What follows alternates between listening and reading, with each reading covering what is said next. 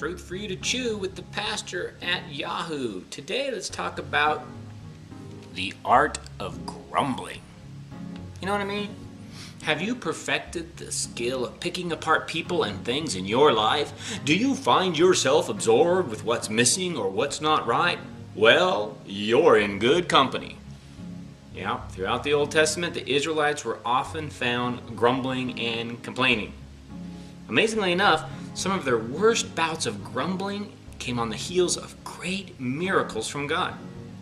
In fact, just 3 days after escaping slavery in Egypt and the miraculous crossing of the Red Sea, we find the people grumbling about no drinking water. And then a few months later, they were complaining over the lack of food, and many of them said they wished they'd stayed back in Egypt. Can you imagine? And it didn't stop there. They grumbled about their menu, their leaders, their housing, their battle plan, their pastors, and even the Lord himself.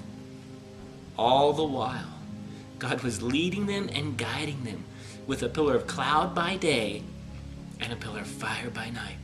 Food and drink were being miraculously provided each day, and the Lord protected them from all of their enemies. How could they be so dull? Well, in 1 Corinthians 10, Paul tells us that these events were recorded as examples for us to warn us not to follow in their steps.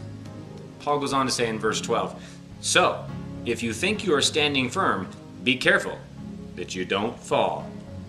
We are told in this chapter to not be ignorant of this fact. Though they were all of the same assembly, nevertheless, God was not pleased with most of them. Why?